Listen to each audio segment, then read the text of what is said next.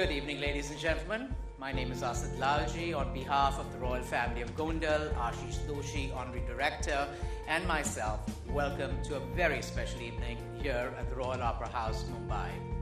This evening is being shared through Facebook Live, so we'd like to welcome all our friends online who've joined us.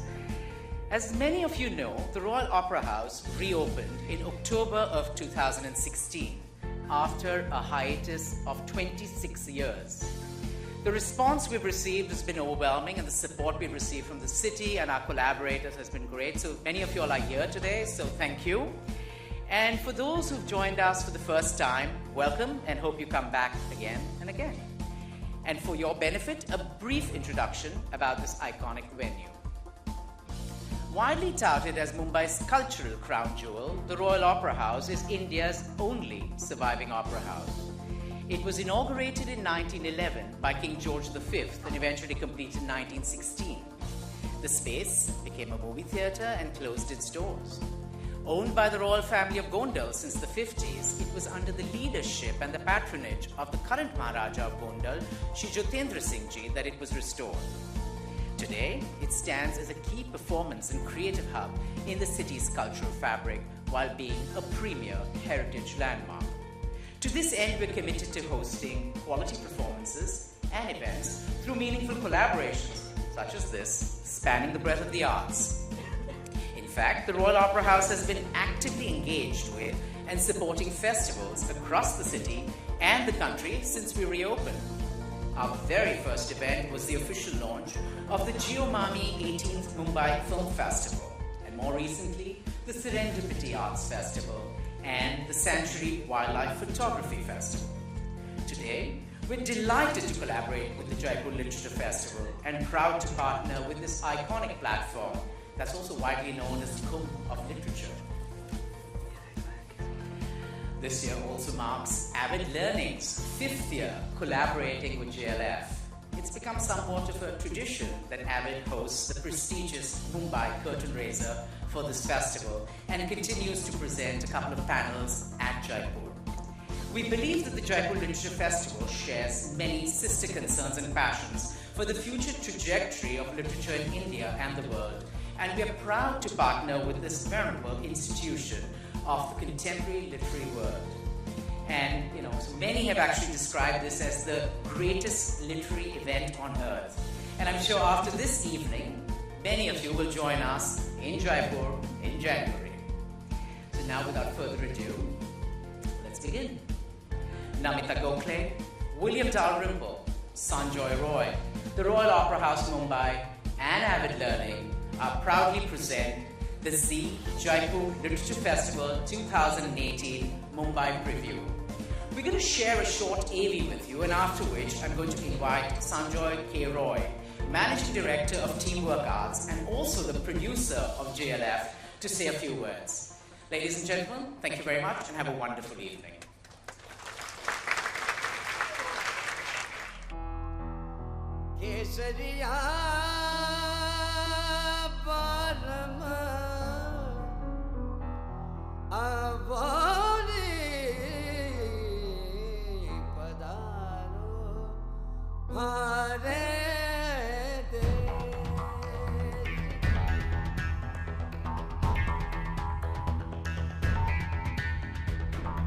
It's been described as the greatest literary show on earth, a riot of color and ideas.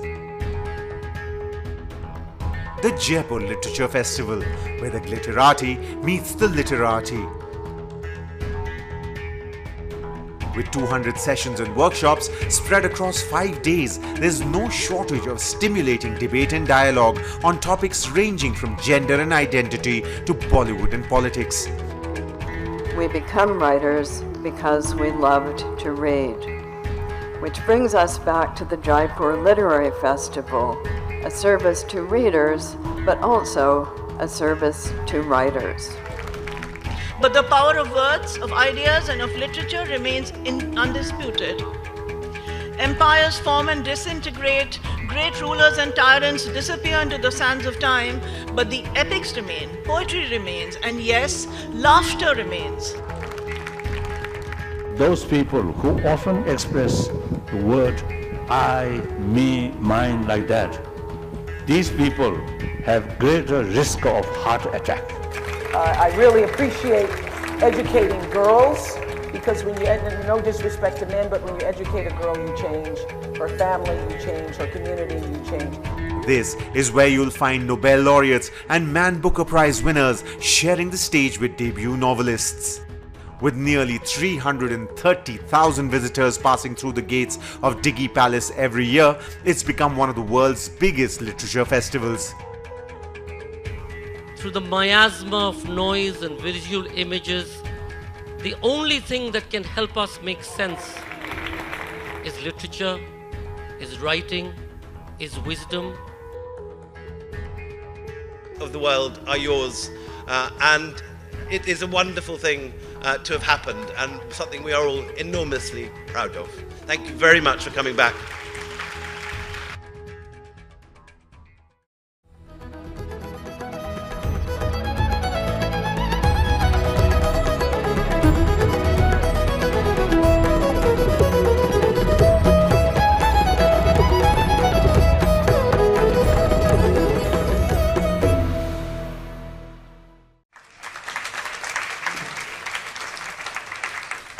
Good evening, Bombay, and thank you all so very much for coming together for this second preview that we have of the ZEE Jaipur Literature Festival.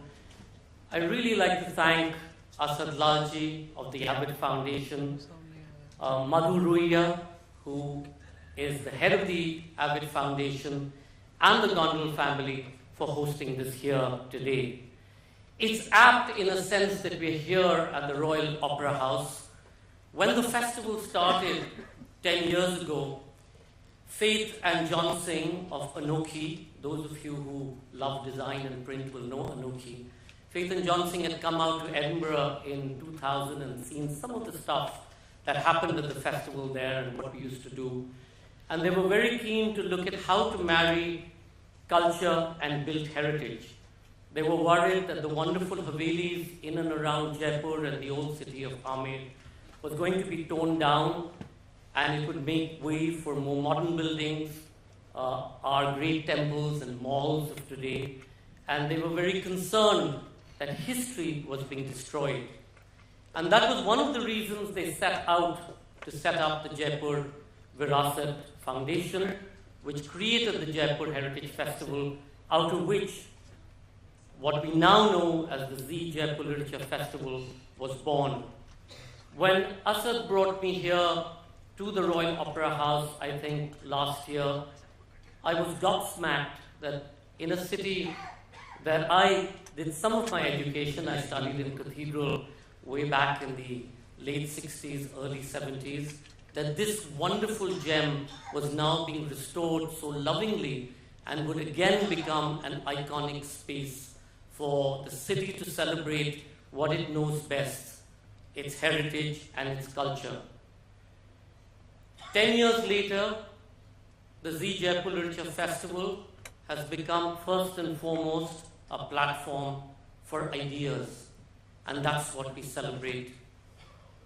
Today, in a very divisive world, we are absolutely delighted that we have over 61% of our approximately 450,000 odd visitors this year who were below the age of 25. This is remarkable for any literature festival anywhere in the world, where the average age is more people like you and me, certainly more people with my hair color, if not my hair length. For us, we believe that change has to come through young minds.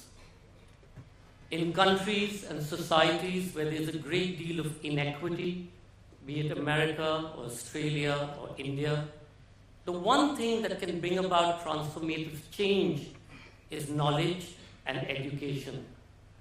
And that was the primary reason why, when Namita, William, me and my colleagues discussed what we wanted to do as the foundations of the festival, we decided that we would keep the festival free and open to everybody, and would try and focus on ensuring that it wasn't just for a particular group of people who anyway had access, people who go to the gymkhanas and the habitat centers and the IICs, but really for the average person off the street and the young person who would come to the festival and perhaps stumble upon an idea, a thought, a philosophy, and be able to sit on that one chair in the front lawn of the Jaipur Literature Festival in Diggy Palace and travel the world, from Wellington to Vancouver, understanding different histories and philosophies and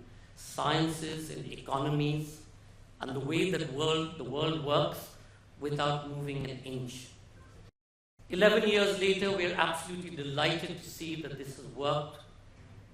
People come to the festival not just for literature, they come for the color, they come to meet people, they come to the date nights, they come to eat the food, they come to celebrate the city.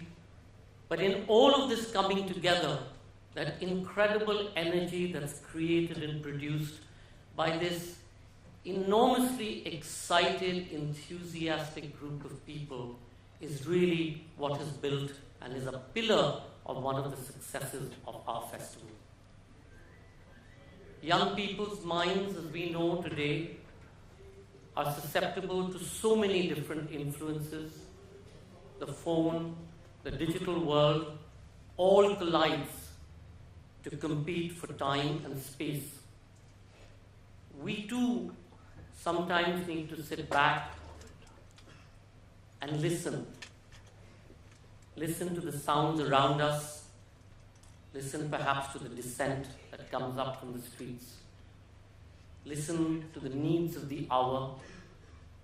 Listen to what the weather has to say, what the sands of time have to speak about, and what every brick has a story that perhaps will reveal itself.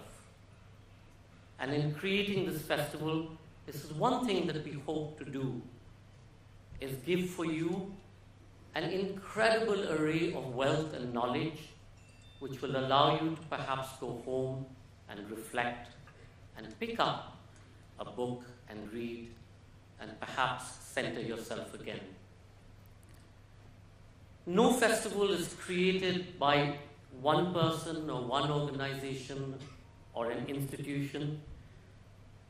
Harvard Business School teaches a case study on how this has become one of the fastest growing cultural products in the world.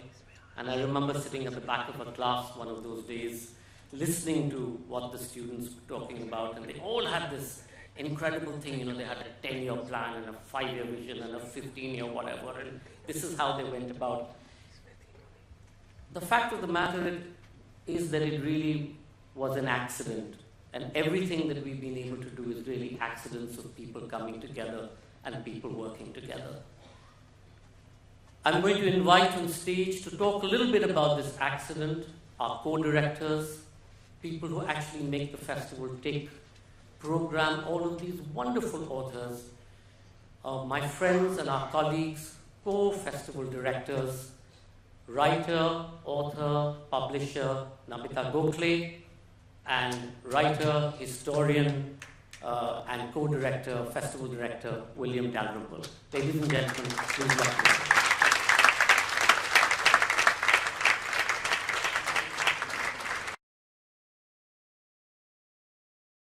Namita, William, thank you so much for being here today. I don't know, none of you were here last year when we did the first. You were here a previous year when Avid did a launch. My mum had just died last year, so I was in Scotland at the funeral. Oh, so sorry. And you've never been, this is your first time. It's on. Can you hear me? Yeah. So it's lovely to return to Bombay, a city where I've spent many fruitful years, but not for our certain reasons yet. So perhaps let's start by your understanding of where the festival began and how it sort of morphed into what we know today as this enormous ZEE Jaipur Literature Festival, and add to it a little bit about your philosophy, where you introduced us to this incredible array of amazing writers across Indian languages? Well, I'm asked this again and again, so my memory gets hazier and hazier with each retelling. But it's the 11th year of the festival, and there were 2 years where it was the festival, but not quite the festival. I was sitting at home one day, reading something, when William rang me up. I had done something called the Nimrana International Literature Festival, which was a festival where all the Indian authors came and fought with each other on headlines, on newspapers, on television, and so this had made a splash, as these things do. And Sir Vidya Naipaul had called the American ambassador's wife, "You're a foolish woman, you shouldn't be allowed here." And she said, "I went to Oxford." And he said, "I rest my case." And Amitabh Ghosh had a go at Roberto Colasso. It's such fun. So I have begun this business of organizing or helping organize literature festivals on the spectacular note, because my noble intention was that the great diaspora Indian writers come together, such as Vikram Seth and various others. Amitabh Ghosh, then living abroad, was there. But I also wanted all the great Indian writers. So there was U.R. Ananthamurthy, Ashok Mitran, and there was great animosity between them. That was a time when Salman Rushdie had said in an essay that no worthwhile writing was happening in any language except English in India. And I took exception to that. And we got these people in, and we had a great Indian fight. And so when William rang me up and said, "Will you help out with this festival?" I wasn't sure. I said, "I'll do it if it's not a Club Med for international writers, but if we bring in the Indian languages." Now, both Faith and William were quite enthusiastic about it. They didn't know what they were in for. And I'm proud when I look back at the legacy of the festival that books are translated. There's a community of Indian writers who are, in fact, from Indian languages, be it Malayalam, be it Kannada, not yet Marathi, but that will happen too, making it to international sales, international forum and platform. So that's how it all began.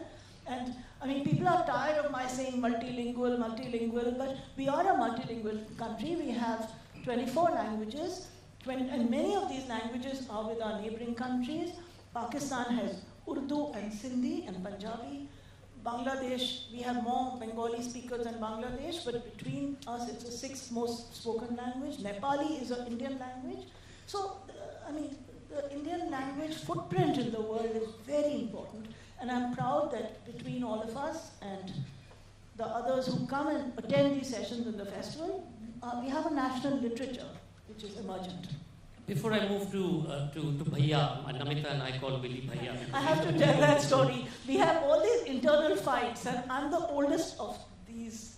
So she's gentlemen. called Auntie. So I once made a rule. I said, "You call me Auntie." I call him Uncle sometimes, otherwise he's just Sanjoy. And William, because William and I used to have the most arguments, so I said, "You are Bhaiya." Because if somebody is a Bhaiya, then there is a certain authority assumed. So we all now call him Bhaiya. So Bhaiya, tell us.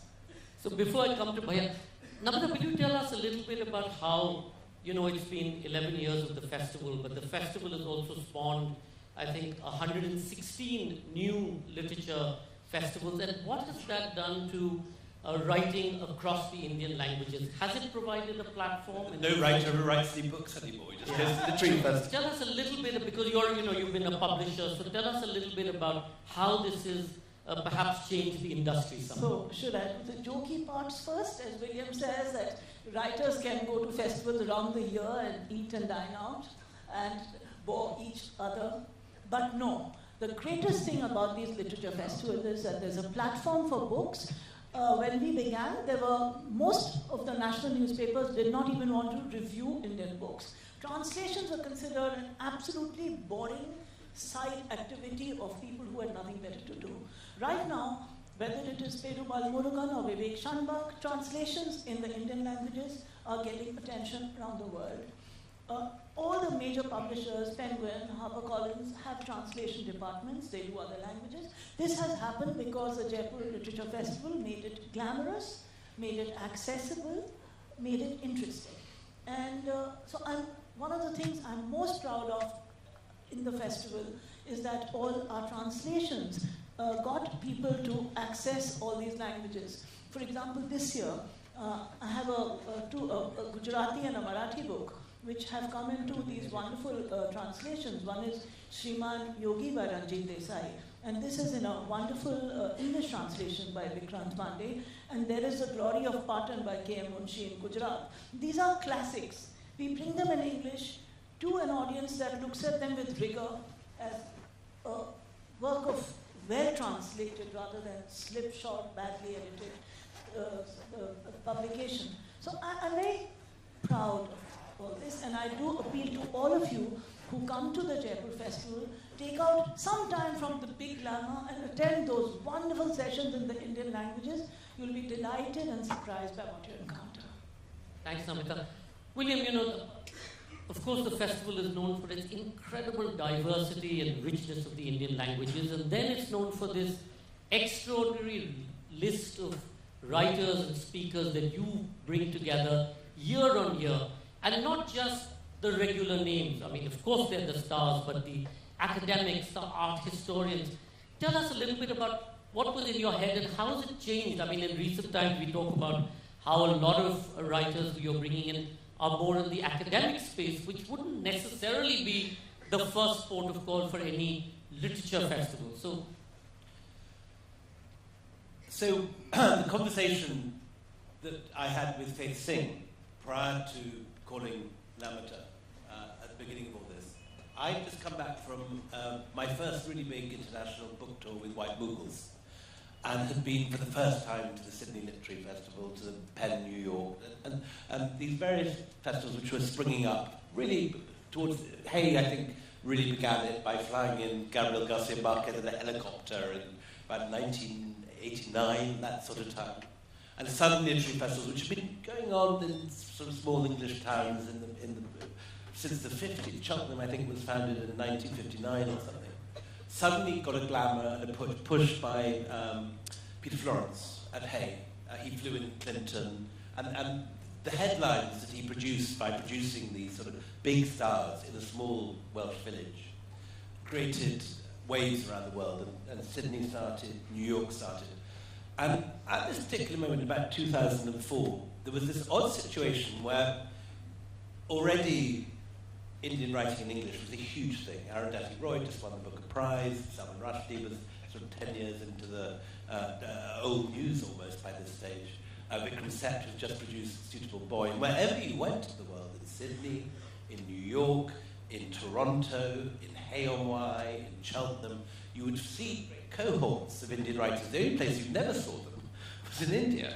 You'd have the odd book launch in the British Council in Delhi or in Bombay, but there was an absence. And so we started, and it grew like wildfire. It was the most extraordinary thing. The big moment was, I suppose, in year 2, just before we got the Jaipur Literature Festival proper going, when it was still under the Jaipur Virasat umbrella, when we produced Salman Rushdie on his first ever Indian appearance post-Fatwa. And we also had... Shobha was there as well. Shobha was there the first year, yeah. And she is the one who gave it the great push. I mean, I still remember her.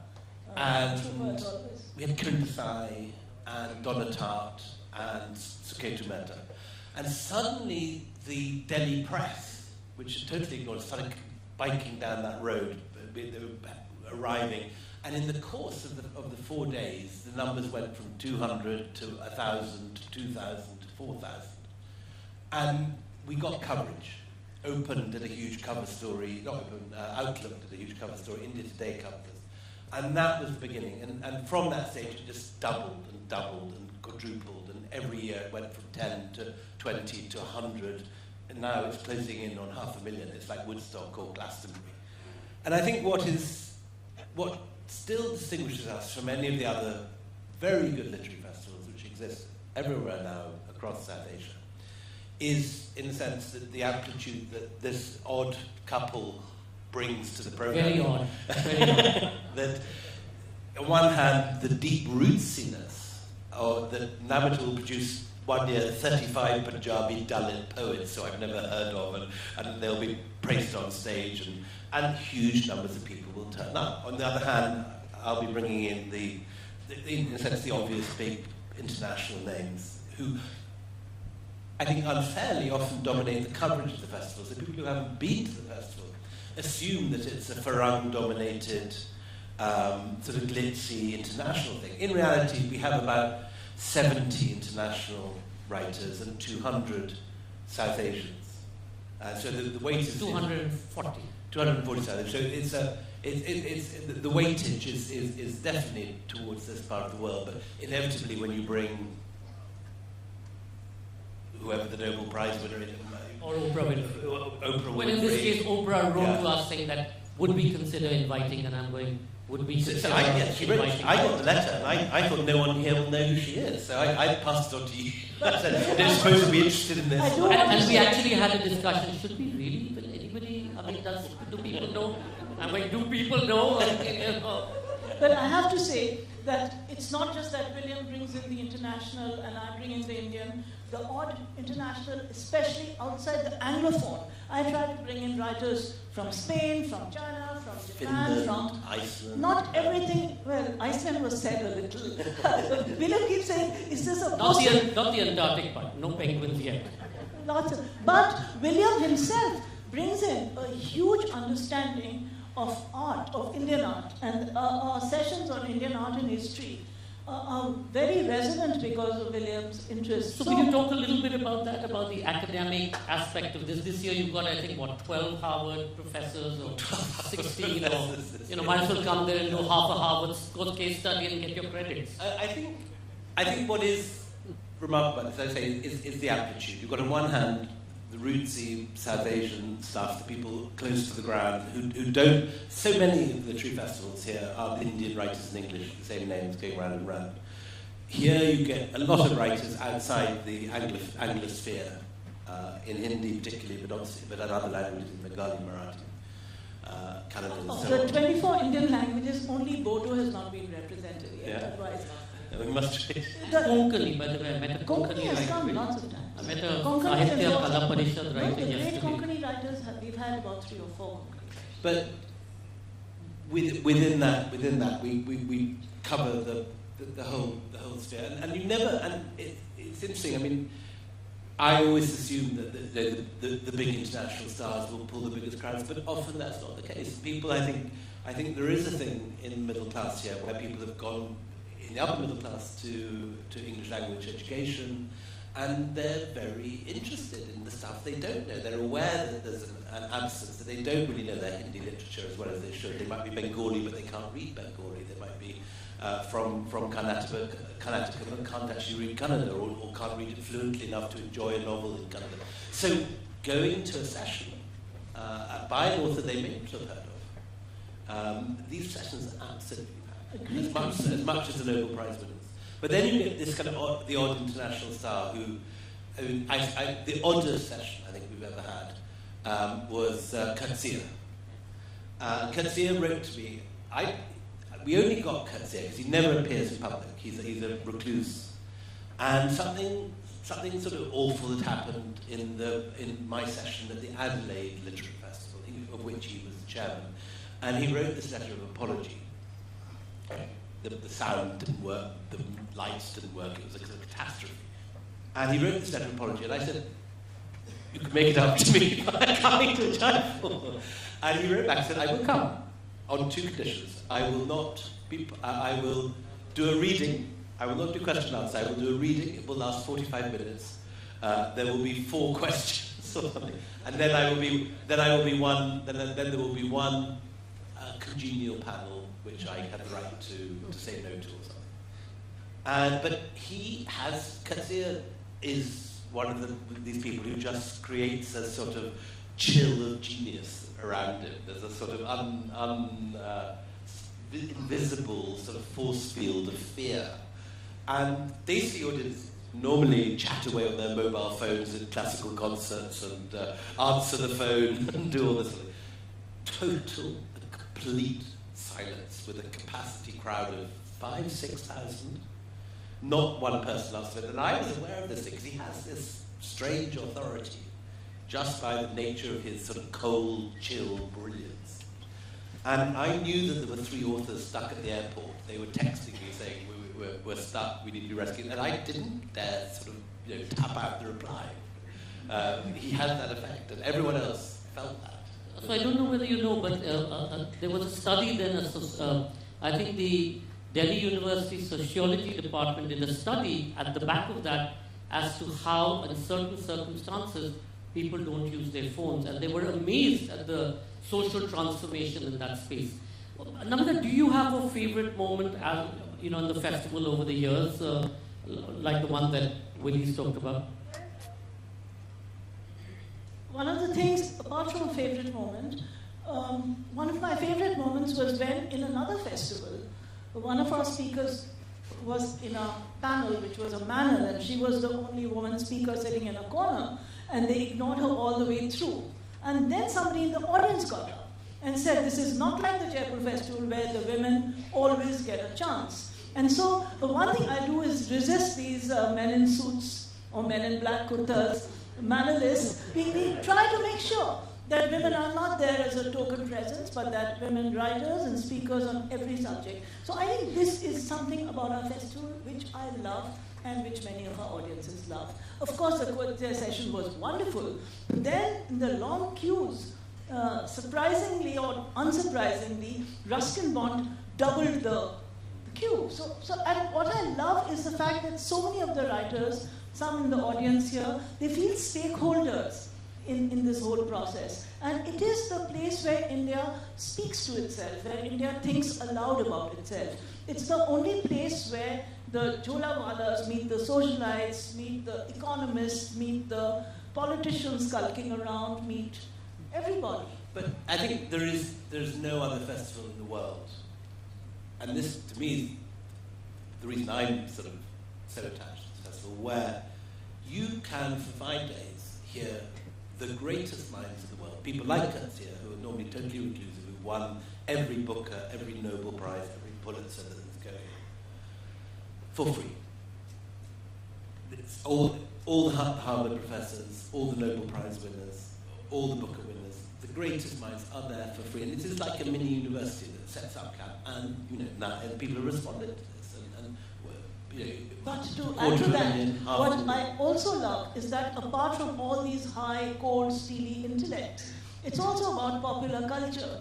Though I often get sort of beaten up, literally, by people who say too much popular culture. I remember one part of popular culture, Shobha ran away 1 year to do shopping during her session. I don't know where she is. But, for example, this year, we have this great poet called Rupi Kaur. And I'm getting, the serious people are getting upset. They're saying, how dare you call Rupi Kaur? She's not a real poet. But with 1 million followers on Instagram, she is a real poet to me. I'm going to ask you both very quickly to tell us about the highlights of your this year's program. But before that, just to share my favorite moment is I remember the first year that we set into place security before the Salman Rushdie year. I was standing receiving people. No, it was about 7:30 in the morning. We'd opened our doors and people had started streaming in. And there was a man and a boy who looked like they didn't belong, and they came in and the security stopped them. And because I was standing there, I went up and I said, Bhaiya, kya chahiye ho? Can I help you? And the man said, I sleep on the footpath opposite SMS Hospital, and I've heard that you tell stories. And I know that I'll never be able to afford to send my son to school or buy him a book, but I know that if he heard a story, it may change his life. So can I come in? And for us, that was a moment of recognition, absolutely. In the same vein, if you go down to Jaipur railway station during the festival, there are about 400 or 500 kids. They've come from Assam, they've come from Tamil Nadu, they can't afford a hostel. And they come or this year, I don't know, I introduced maybe Namita to, so there's a group of school teachers from a cluster of villages 40 kilometers from Gorakhpur who now have book clubs in their villages, and they read to their kids, and they come every year, sleep at the station, and then the villagers who are farmers then come and attend the festival. Amazing stories. And indeed, the Dalit writers, Kancha Raya wrote in 2011, the year when the late Om Prakash Valmiki stole international headlines. He said this is the only festival where we, as a minority in this country, who are looked down upon and not given equal treatment, this is the only mainstream festival or the only mainstream event we choose to engage in. But let's, for once, my brother director is better prepared than me, so... Give us a sort of, of what this year will be and what this year's controversy will be, according to you. So I never look for controversies. I hate they leave that to me. Controversies. There you are. You are. I want people to listen to the writers, but we have a press corps of which we've stopped at about 750. Of only about 15 are actually literary correspondents. So 690 are looking for a story, not often a non-literary story. So inevitably one will be produced. This year, who are our big names? In fiction and drama, Michael Ondaatje, The English Patient, Booker Prize winner, Amy Tan, Joy Lucknow. We've been chasing her for a long time. The first time she insisted that both her peaks would have to travel first class, and we said no. And they didn't have a passport, so I was told, you need to get them a passport too. Get them a passport. Dogs, America. So we don't have Amy Tan without her peaks, but Tom Stoppard, the playwright who, in my generation of Brits, grew up with as our #1 playwright, but famous internationally for his screenplays in Russia House and Shakespeare in Love. We have a huge number of poets, both Namita and I, without particularly planning it. This year we've got a lot of performance poetry. We found that one of the things that works best is a poet who really can perform their poetry on stage. Kate, last year being an example, is a wonderful thing. So we both, without actually... This year we've got Joanne Rees, who we discovered in Boulder. Absolutely drop-dead amazing. You also have Bridget Jones's diary? We have, that's Namita's, that's Fergus. From lots of current affairs as ever, we've got Peter Bergen is one of the few people still alive who's met and interviewed Bin Laden. Christopher de Blake, who's written the big non-fiction book on the Islamic world this year, called The Islamic Enlightenment. It's won endless prizes. Hamid Karzai, the ex-president of Afghanistan. One of my favourite authors who inspired me when I was kicking off, a guy barely known in this country called Redmond O'Hanlon, who's a fabulous... he was the kind of natural history editor of the TLS, but used to go off on these horrible journeys up into the Congo and Borneo, attracting parasites and writing about all the horrible things that these bugs did to his blood and the diseases he got. He's a wonderful, wonderful character. A lot on fatherhood. We fight off mammals and man-spreading panels, but we have an extraordinary woman called Kegi Karu who won the Costa Prize for memoir last year on this, her father's dementia. And how that affected and the secrets that emerged in the course of that, and two other people that have a similarly complicated. Sam Miller, who for all his life thought he was the son of a distinguished critic Carl Miller, and discovered only at his 18th birthday that in fact had a completely different father, who was an Irish labourer who played football, and anyway, he was coming to terms with his two fathers. A book called Fathers. A lot of biography. We've got an amazing character called Victor Sebastian, who has done a big Costa-winning biography of Lenin, the first look again at Lenin's life. Anthony Horowitz, who many people have seen, Breaker and the Young, James Bond film, very good, one of the great sort of children's writers. Maya Jasanoff, probably the writer this year in the books of the year lineup, who's got the most applauds, an extraordinary book on Conrad, and a wonderful book on particularly Conrad as a seafarer, with all this sort of wonderful naval slang. So anyway, it's a long list, but it's one of the very strongest and most serious, I think. I think which is 21 is actually the number of Harvard professors we're fielding this year. Namita?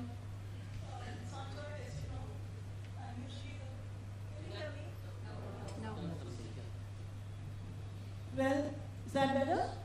So usually, I'm the backstage person who labors away while William knows how to wing things. But today, he's come prepared, and I don't have a list with me. So I will try to wing it, but I have a terrible memory. I'm also a nervous speaker. Top of my list is my dear friend Pico Iyer, who is the first person to have written about the Empire Strikes Back and about the resurgence of Indian literature, South Asian literature. And he speaks about quietude and stillness and finding a separate peace within our busy world, and is one of the greatest travel writers ever.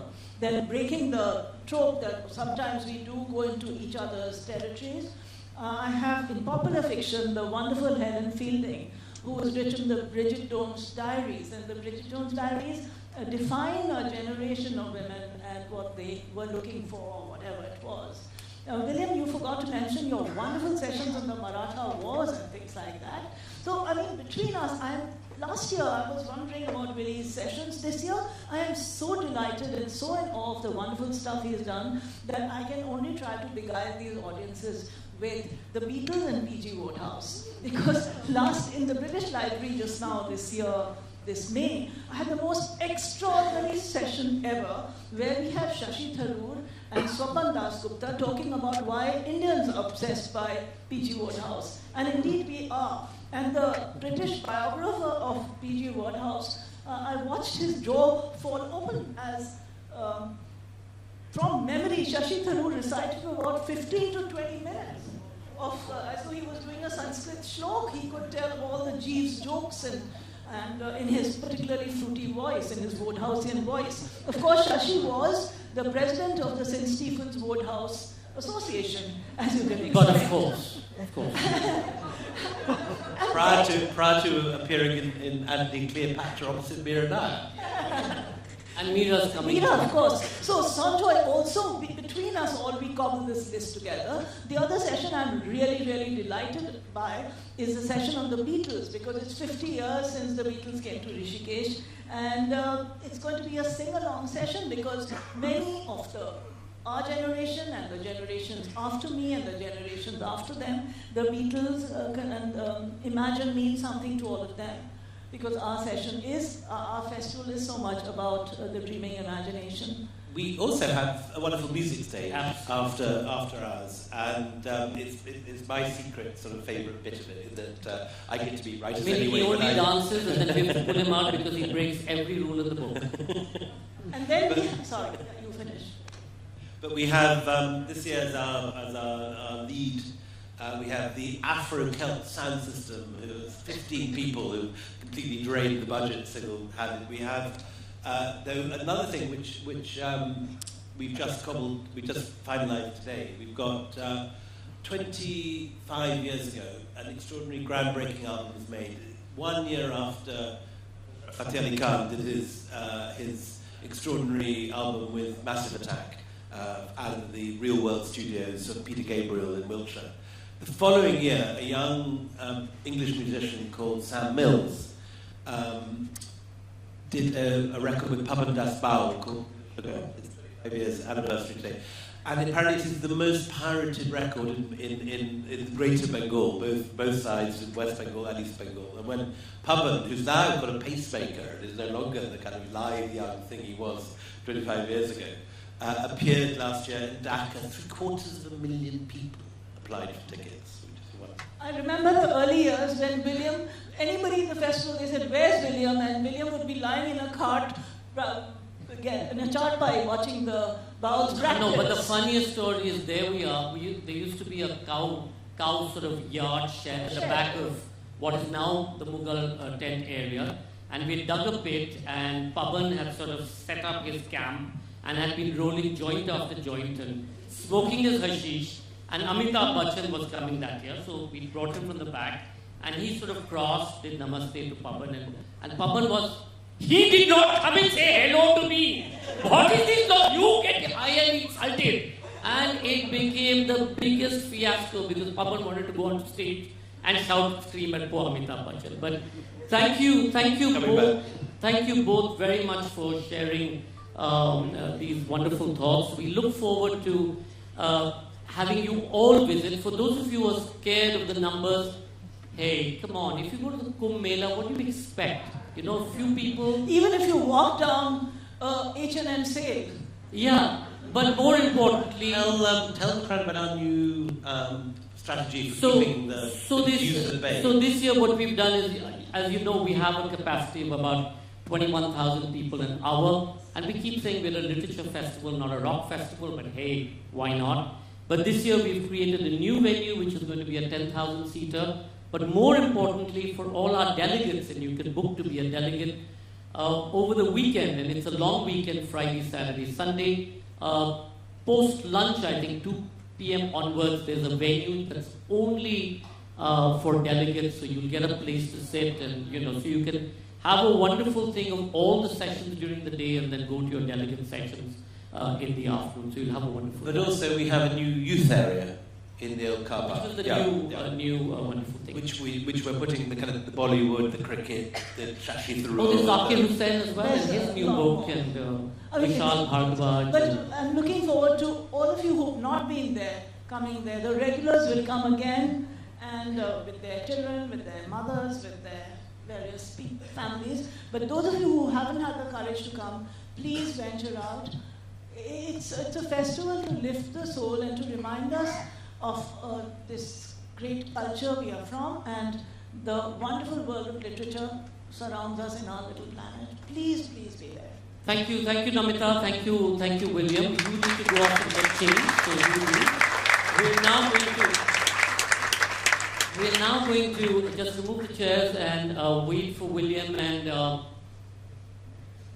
don't know where I'm supposed to go. Wait for William and Vidya to come back. William is going to read from White Mughals, and Vidya Shah, who's arrived straight off a flight from Spain, so amazing, so wonderful, is going to recreate that area. As I said to you all before, no one organization or institution or person makes this festival possible. We need to thank all our wonderful supporters. At the end of it, it all costs money, and we really have an amazing title sponsor for the last 4 years, ZEE, and Shreyasi and Puneet have been absolutely amazing in standing by us, not interfering, unlike what everybody thinks that they do. They have nothing to do with the programming of the festival. And I had to bully Shreyasi to come and speak today. I told Reena, I said, Reena, you have to bully her. She never comes and speaks. So ladies and gentlemen, please welcome Shreyasi. Go ahead. Thank you for that clarification, Sanjoy. Good evening, everyone. This will be the 5th year of our partnership with Teamworks to bring you what has come to be known as the ZEE Jaipur Literature Festival. This year, I'm delighted to say that we've strengthened our association by extending our support to the editions held in the US and the UK as well. It's heartening to see the overwhelming support the ZEE Jaipur Literature Festival receives from all quarters: the government, the authors, corporate sponsors, and last but not the least, the audience that inspires us to do our best year after year. Watching it grow has been most gratifying. At ZEE, it has always been our earnest endeavor to contribute towards preserving, showcasing, and reviving our nation's rich cultural legacy, mainly in the realm of the performing arts. Cultural philanthropy will be a focus for us at ZEE going forward, as we recognize the need for public-private partnerships to revive and propagate the arts. An effort in this direction is our support to the Saath Saath Arts Foundation that is bringing us the sculpture fort at Nahargarh Fort in Jaipur. It is the first dedicated space for public contemporary art in India. I take this opportunity to invite you all to visit it when you are in Jaipur for the festival or otherwise, to view the works of some of India's and India's most renowned artists in the spectacular medieval setting of Madhavendra Palace. Finally, thank you all for being a part of this evening and setting the tone for what I'm sure will be a fabulous 11th edition of the ZEE Jaipur Literature Festival. Thank you, Sanjoy, Preeta, William, Namita, and the Teamworks family for your tireless effort towards ensuring that the love for the written word spreads across the world. We look forward to seeing you all in Jaipur, and thank you and enjoy the rest of the evening.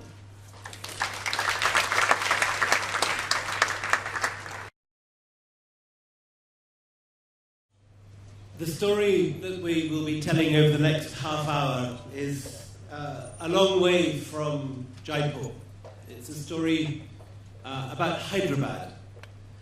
And I'm going to open by perhaps an unlikely angle on Hyderabad. I'm going to read to you a letter I was given, written in 1984 by Jackie Kennedy Onassis. Jackie was then working as a publisher with Doubleday. And in 1984 there was the huge India exhibition at the Metropolitan Museum of Art in New York. And Jackie, in her publishing incarnation, came to India to help research the catalogue for it, as well as publish an extraordinary book called Second Paradise by a young art historian called Naveen Patnaik, now has a second career, I believe. Jackie went with the art historian Stuart Carey Welsh, who was the curator of the show. And while discovering the art of the duckling, he gave Jackie a book by a man called Mark Zebrowski, an extraordinary book called Deccan Art. That remains one of the great masterpieces of literature about the art of this country. And this is the letter that Jackie wrote to the author after her visit to Hyderabad. I never knew where the Deccan was. Just large letters in the middle of the map of India. We had an evening with the old noblemen of the Nizam's court. Men with long white hands, transparent like alabaster. They recited Urdu poetry. The hereditary Prime Minister of Nizam had his own lime grove, such inbred trees that their leaves are translucent, and the pan made with them is unlike any other. To see them making it from this beautiful case and offering it to you. There were these three ancient classical musicians playing in the moonlight, and they, the noblemen, were speaking of how it was all disappearing, that the youth didn't appreciate the ways of the old culture, that the great chefs were being taken by the Emirates. This over-civilized, rarefied world, you could feel it, but you knew that it was too rarefied to survive. And you felt so fortunate to be able to sense for those hours what it had been. The evening was profoundly sad. My son John told me that the next day the sons of the house had taken him to their rooms because they couldn't stand the classical music, and had offered him a tall glass filled with whiskey and put a pornographic cassette on the Betamax and Rolling Stones on the tape deck. They wore tight Italian pants and open shirts, and all the while their fathers on the terrace in their beautiful Sherwani were speaking of how sad it made them. Ali Pasha's son had disappeared a year before on a motorcycle because he didn't like the marriage that had been arranged for him. The world that Jackie Kennedy saw in Hyderabad in 1984 was in many ways the last fragments of a mixed Indo-Islamic, Deccani cultural universe that first came into being in the 13th century with the southern conquests of the Delhi Sultans. Much that was best about it, that had been preserved into the 20th century, had survived thanks to the existence in the middle of India of a large detached fragment of the Mughal Empire, the state of Hyderabad, that took up, until 1948, nearly 1/3 of the Indian landmass. For 200 years, it had succeeded in preserving everything that had been salvaged from the wreck of Deccan civilization. So keeping alive a last flickering light of the arts, cultural forms of Indo-Islamic civilization that elsewhere have been eroded, first by the onslaught of British colonialism, then by the encroaching modernism of independent India. The founder of Hyderabad State is on the screen behind us, Nizam-ul-Mulk, Mir Kamaruddin Khan, who was the governor of the Deccan after the death of Aurangzeb. And he was very much a man in the mould of Aurangzeb. He was a Puritan, didn't like the arts, he wrote poetry, but he kept a close watch on the nobles of his court, and had a deep suspicion of poetry, music, and dancing. So it was that he fell out with the emperor, Muhammad Shah Rangila, this sort of extraordinary Charles II character who loved music, loved art, brought sitar and tabla into classical music, into the court music, from Punjabi folk music, where it had been. And he had lost the Kohinoor, the Peacock Throne, to Nadir Shah, this grim Persian warlord. But after his death, like happened in England after the death of Oliver Cromwell, with the end of Puritanism and the beginning of this extraordinary revival under Charles II of the arts, so under Nizam Ali Khan, the figure in the centre here, the Deccan saw a revival. And you saw flowering in Hyderabad State this extraordinary world under Aristojan, the Prime Minister, in the shadow of the Charminar. This extraordinary revival of painters like Venkachelam, who painted this wonderful array of with the French mercenaries fighting for the Nizam, marching out. This is by Tijani Ali Shah, who's one of the other great court painters of the time. And in these great panoramas of the time, there is always one woman, Malaka Bai Chanda, of who we'll hear more in a minute. But this was the revival of all this mixed Hindu-Muslim, Indo-Islamic civilization of the Deccan that received its first great impulse, I think, with Ibrahim Adil Shahi.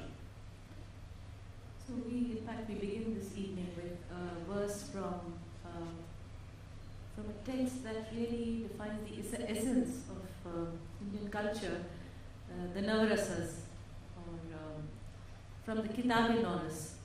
And in this text, which has 50-odd verses and about 17 couplets, Ibrahim Adil Shah, in fact, begins with an invocation to Ganesha, to Saraswati, and then to the Prophet Muhammad.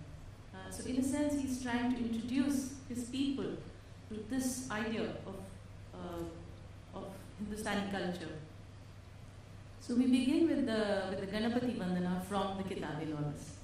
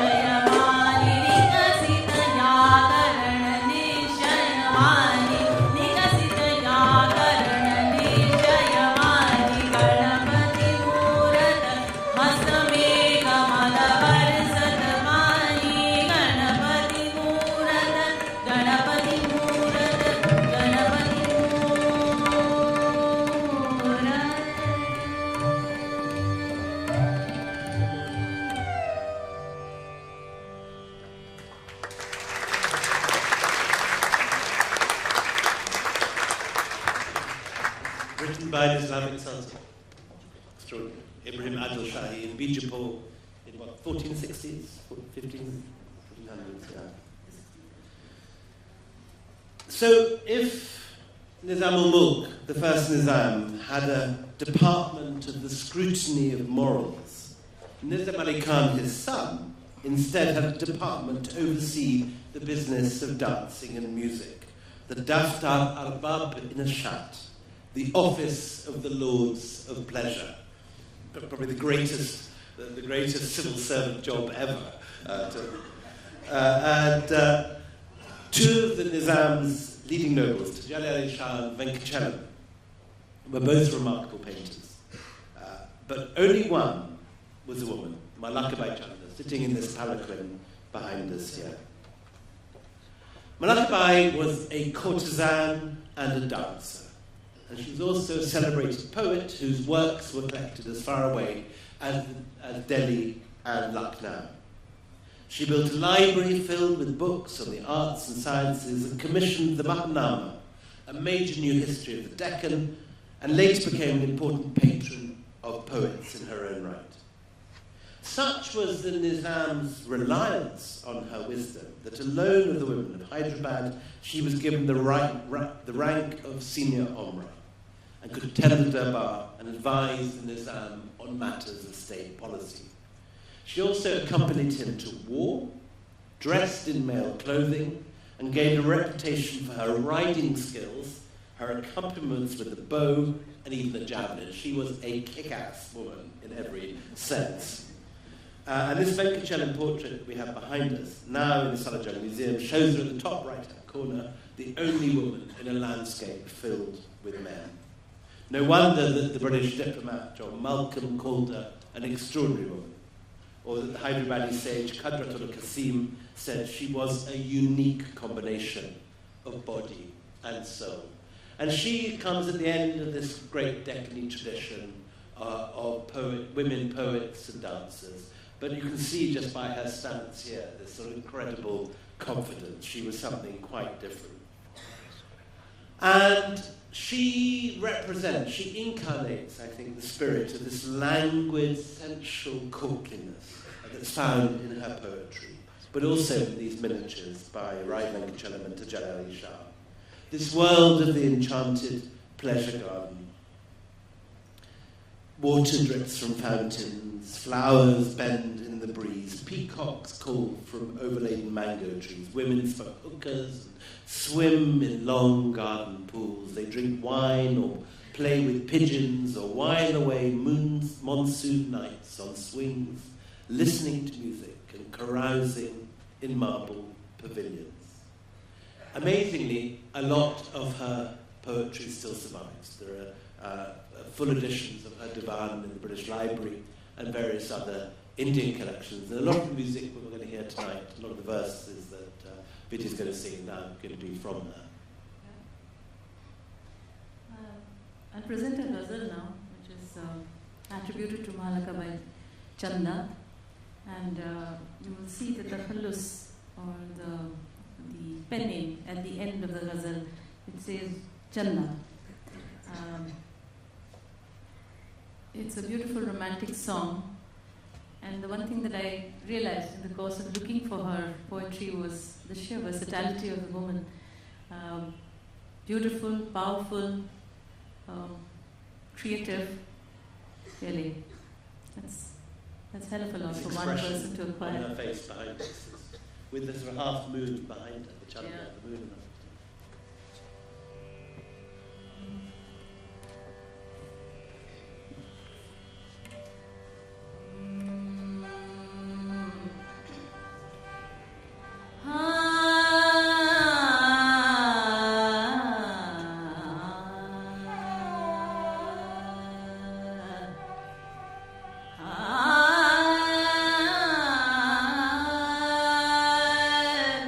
Yeah.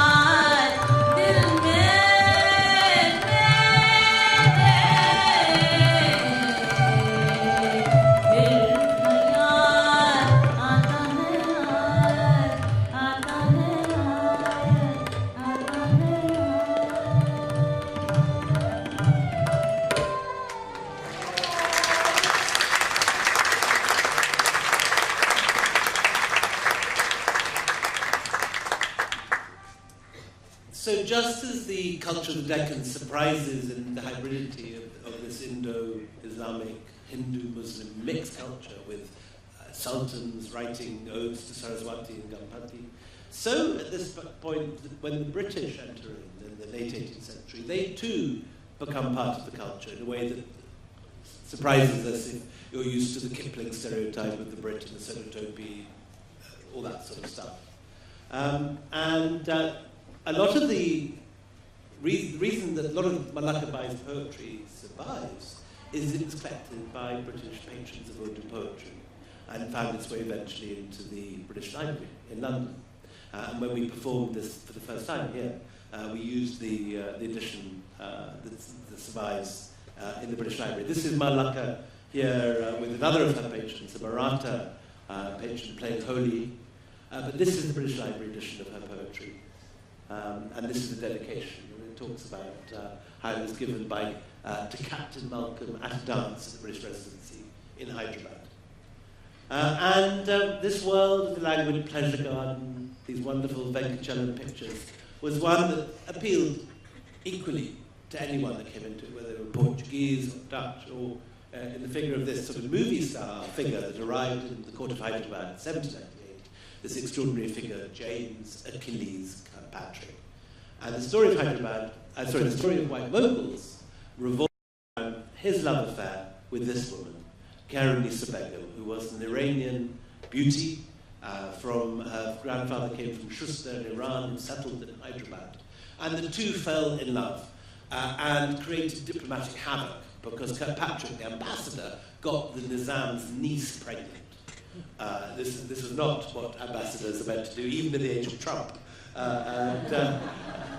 And Kirkpatrick, in the course of this, converted to Islam, began wearing Deccani dress, and effectively became a double agent working for the Hyderabadis against his own master, Lord Wellesley, the elder brother of the Duke of Wellington. But he was not alone. And at this time, just as Kirkpatrick, seen here in the Salajang Library, picture of him listening to the dancing girls of Hyderabad, there were many like this. This is a character called Wombwell, George Wombwell, who was from Yorkshire. He was a Yorkshire chartered accountant, but look what happened to him after 5 years in Lucknow. This is one of my favourite characters, Sir David Octoloni, a Scot like myself, who went as a child to New York, fought on the losing side at the Revolution, fled to Canada, moved to India, and never left. Spent the whole of his adult life in India. By the time he arrived as the British resident in Delhi, you can see him here in 1805 enjoying another evening of dance and poetry with some of Vidya's predecessors here entertaining him. He had no less than 13 Indian wives, each of whom had her own elephant. And every evening they would do this great procession out of the British Residency, do a loop around the Red Fort in return for an evening of terrific partying like this. And my favourite bit of the picture is, if you look at the top, there's all the outraged Scottish ancestors peering down from the portrait rail, wondering what's happened to Ur Devi after a few years. And here he is in his fab India kurta with a eunuch behind him, all dressed up and ready to go. And this is his seal. His Mughal title was Nazir-ud-Dawla. The town of Nazirabad in Rajasthan is named after him. No one realizes today that Nazirabad is actually named after a Scot who lived in New York. And the kind of measure of the weirdness of this period, this is the tomb he built for his senior wife, Mubarak Begum, which he named Mubarak Bagh after her. But if you look carefully at the roof, you have in the middle a dome based on Brunelleschi's dome in Florence. It copies the shape of the great Florentine dome with a cross on top. But around it is this sort of Mughal confection of minarets. It's the only building in the world, as far as I know, which has the cross and the minaret on a single building. And very suitable for a Scotsman married to a Mughal noblewoman. And you see at this time all these characters. This is Octoloni's successor, Seaton, writing Urdu poetry here in a top hat.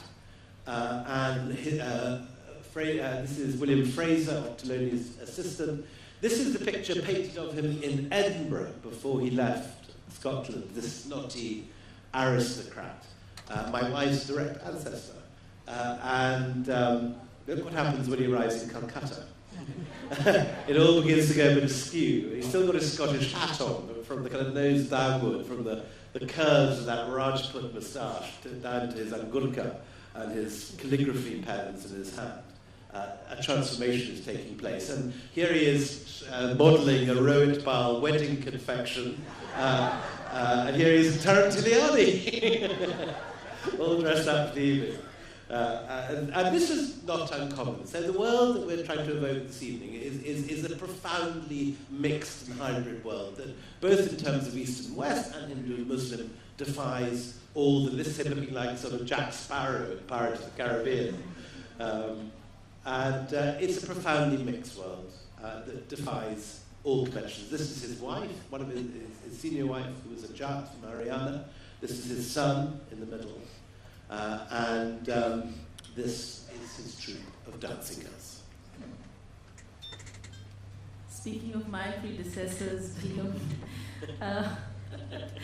well, I have to really say that I feel very close to Chanda today simply because look at this venue. It's just so stunning, the Royal Opera House, and it's just, it's quite overwhelming and inspiring to be singing this repertoire here. The next one is, it's a song, you saw some visuals of celebration of Holi and, the fun that was taking place in the bagh or the garden. So this is a song that she has written about Basant, that which comes just before Holi, celebrating the spring, and with great love and passion. She talks about Basant aayi hai, and spring is here, and what does it bring with it? Mauj e gul e josh e saba, mauj, fun, josh, frenzy, passion, saba, or the garden, gul, the garden. So Dakkani poetry itself, William, I can just say quickly, no, we don't have too much time. But it has a very rich history, of course, and it evolved around the same time as Urdu did in northern India. But it's also very, it has many sides to it. It has a beautiful tonality, it has a lovely lilt, it has humor, and even till very recently, there've been mushairas which celebrate this kind of poetry. I'd like to read one sher of a Dakkani poet. His name was Ghaus Muhyiddin Ahmad, and his tapallus was Kham, just like that. So he says in a mushaira which was held in Hyderabad, and I particularly like this sher because it speaks that Dakkani language very beautifully. He says, बुज़दिल है वो जो जीते जी मरने से डर गया, बुज़दिल है वो जो जीते जी मरने से डर गया, मईज था जो काम कुछ और कर गया, मईज था जो काम कुछ और कर गया, जब मौत आको करने लगी मुझको सलाम, जब मौत आको करने लगी मुझको सलाम, मैं वालेकुम सलाम बोला और मर गया. So, this is very typical and funny also of Dakkani. Anyway, we come back to Malaka's poem on the Basant.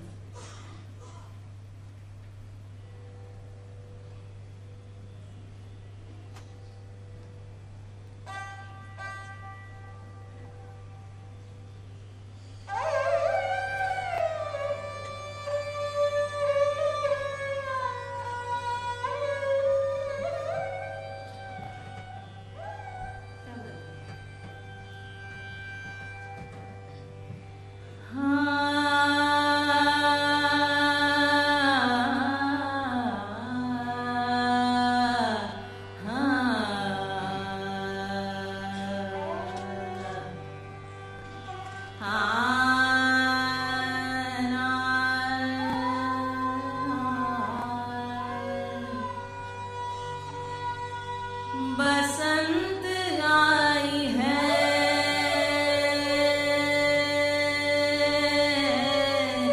Basant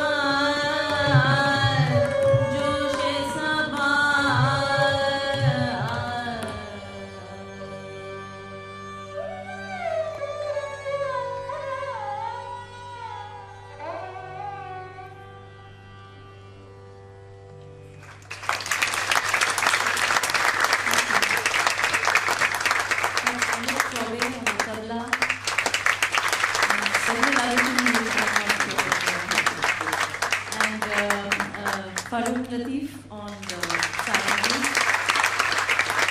Both are Mumbaiers, delighted to sort of bring Delhi and Bombay together finally on something. We have Farouk Sarangi behind us. We played the figure on the far right. Yeah. So many marriages between Brits and Indians at this period. In the 1780s, if you look at the wills, 1 in 3 Brits is leaving everything to an Indian wife or an Anglo-Indian child. It's a huge degree of intermarriage. This is the Palmer family. William Palmer, who was Warren Hastings' military secretary and personal assistant, with his wife, Faiz Begum, and all her sister and their household. The most well-documented of these mixed marriages is James Achilles Kirkpatrick, seen 10 years later from that first picture, looking slightly more gnarled, but still sort of ruggedly handsome. And this is in 1799, as a contemporary Hyderabad chronicle put it, when the story of their amours became public, a general sensation took place. The relations of the Begum were naturally very furious, and for a time the life of the lovers was in danger, but their passion for one another was not of a character as could be restrained by fear or disappointment.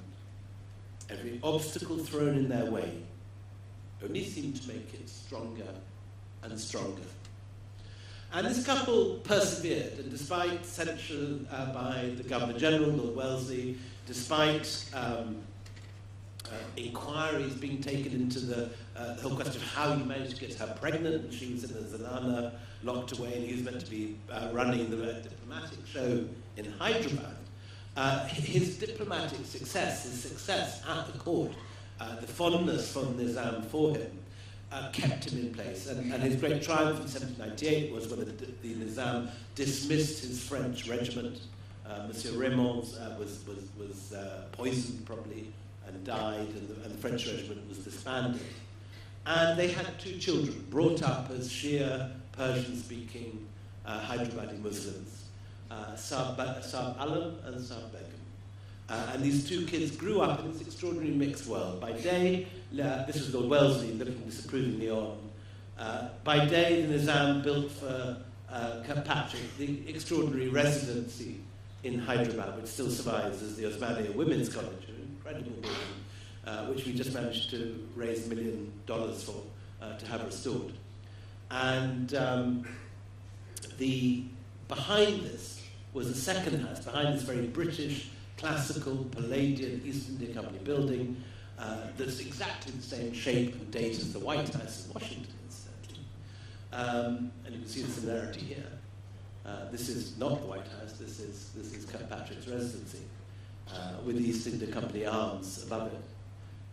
Behind this, all this magnificence, was a second building, the Hindustani house, the Rang Mahal, which is where Karanisa lived with the children. And it had murals painted by Venkachalam. And by day, Kirkpatrick was wearing his red coat, being a diplomat. By night, he was wearing his good pajamas and living with Karanisa. But idyls like this tend not to last forever. The children got sent off to England to protect them against the racism of the time, to learn English. And Kirkpatrick went to Calcutta to brief the Governor-General, and there he became ill with a terrible fever and died at the age of only 35, leaving Karanisa, a widow, aged only 21, alone in the Rang Mahal.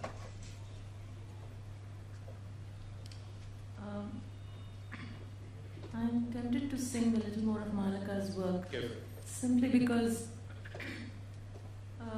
more than 200 years ago that she had such a versatile approach to writing poetry, and she tried different kinds of writing as well. So although we're talking about a relatively sad phase in what was happening at the residency, I want to present one poem which actually is like a doha.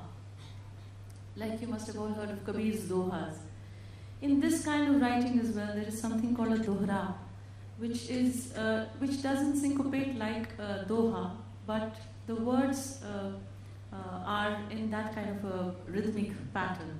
So I've tried to compose one such poem of Malaka's to match what might have been her idea. And I choose this poem because you will see that it already reflects the richness of the kind of music that we practice today. There's reference to sur, rag, tal, drupad, tan, nritya, and so on and so forth. So, and the names of several rag. So we're going to attempt Malaka's dohas.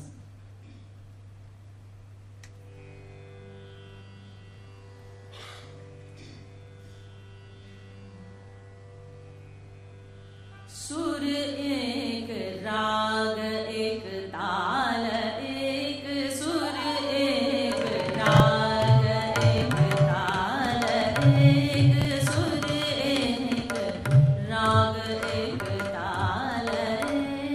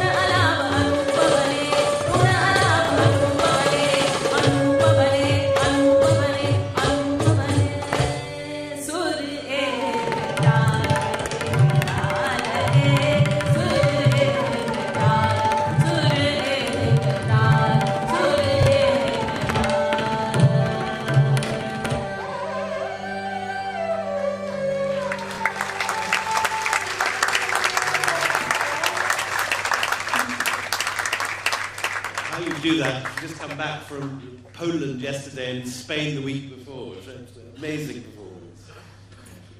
The story of Kirkpatrick and Karenisa doesn't end, though, with Kirkpatrick's death. Karenisa lives on and is then seduced by Kirkpatrick's assistant, a rotter called Henry Russell, seen here in full white mogul kit. He rejects her, having seduced her, and she dies back in the Rang Mahal, where she was once happy at the age of only 25. But her children live on. The two children have been sent back to England, and the story comes an extraordinary full circle because Kitty, who grows up to be the likeness of her mother, this is Kitty, age 21, walks into a country house to tea with country neighbours, and 21 years later comes across this portrait of herself painted by Chinnery in the residency in Hyderabad. And she immediately recognises the painting, she remembers it. She's completely completely moved on from her childhood. She's now an evangelical Christian, married to a guards officer and living in Torquay. But she remembers this child being a Shia, Hyderabadi, Persian-speaking Muslim.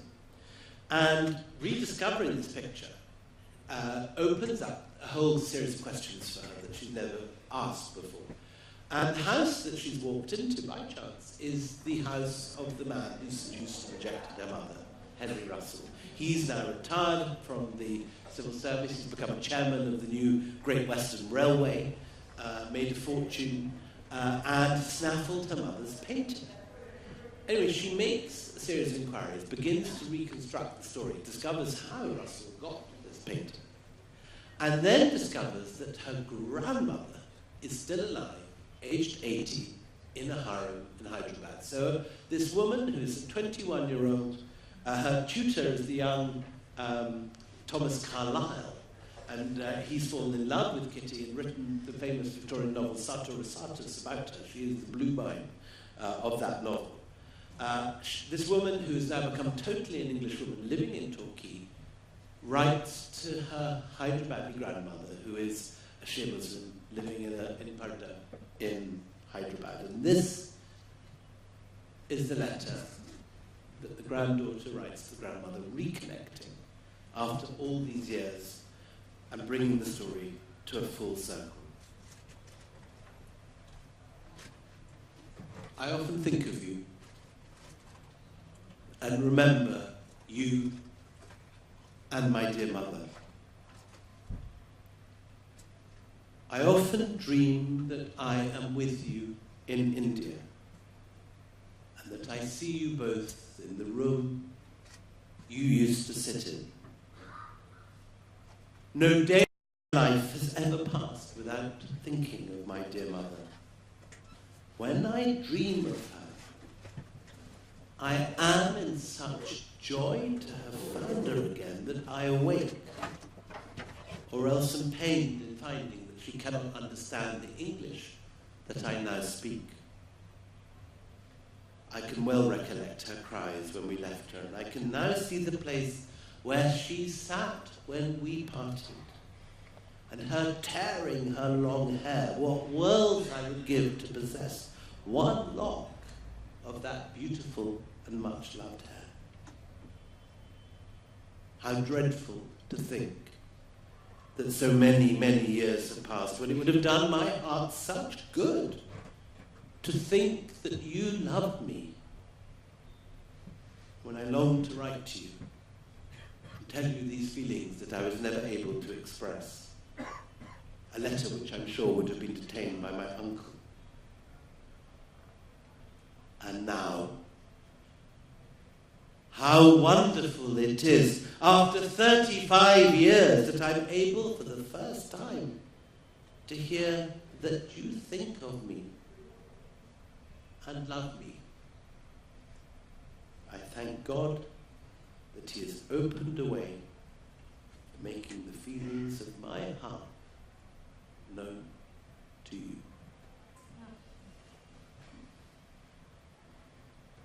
I choose to end tonight with a poem written by a Hyderabadi poet, an Urdu poet from early 20th century, Makhdoom Muhyiddin. And this song, I think it resonates what William just shared with us through that letter. It has the melancholy and the pathos that we just saw when we heard right now. So this is for the Nawab sitting right next to me.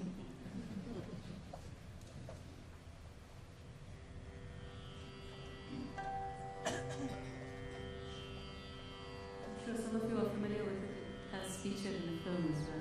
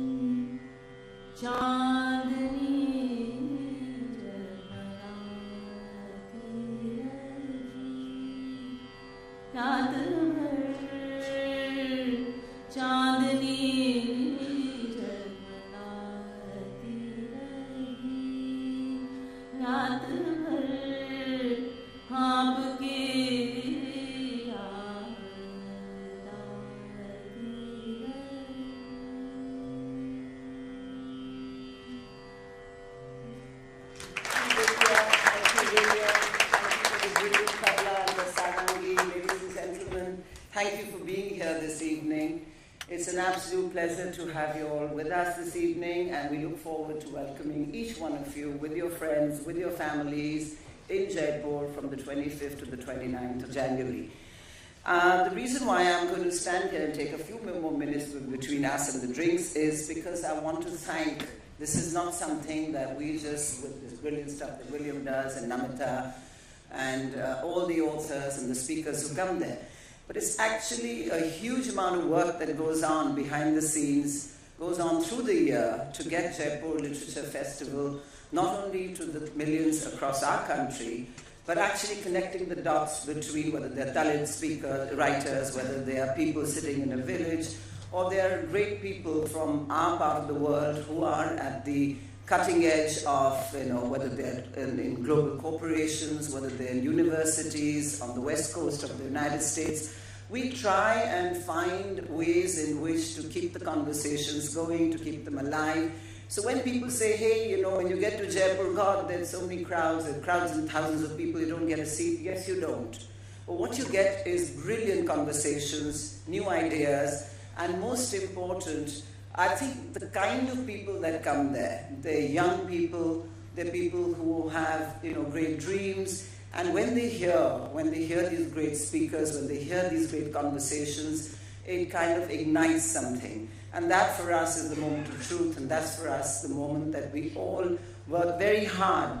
And the people who really make this happen, because the ZEE Jaipur Literature Festival is a free-to-access festival, all you do is log on and walk into the festival day after day, night after night.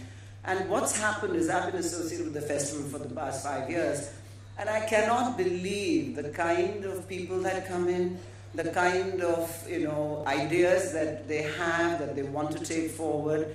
And all this is only possible because we have people like Shriyasi and Puneet Goenka and Dr. Chandra who have supported this. From days when William, I think, met them in London and he said, why don't you support the festival?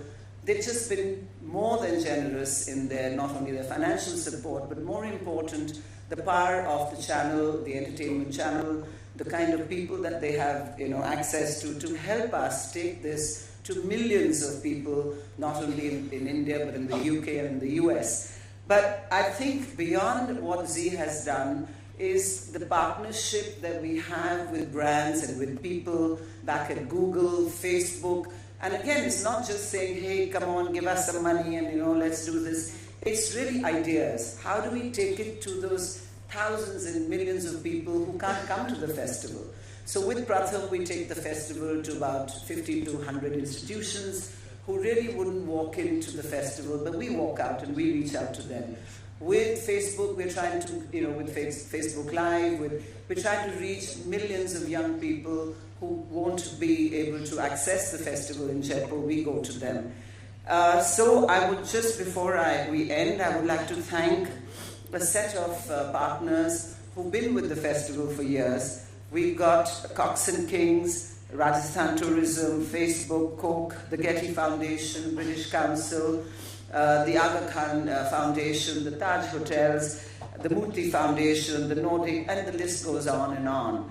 But I think what's important is this year we've had a gentleman called Dr. Rajan Kilachan, chairperson of the Dotsal Group, who in his individual capacity is supporting the festival. And this, ladies and gentlemen, is extremely encouraging because, every day when I read that these billionaires and millionaires in India, and of which many of them are in this room today, my sincere appeal is, come with an idea, come with the power of your, what you want to do. We created a platform, definitely bring in, new thoughts, and let's make this journey together.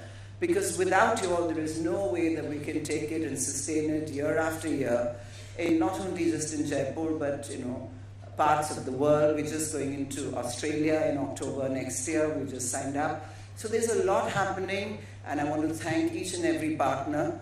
But for this evening, we not only have Asad and Avid Learning and his entire team, but we have the Royal Opera House to thank for this evening. We've got partners like Diageo and Grover Wine. So thank you, everyone.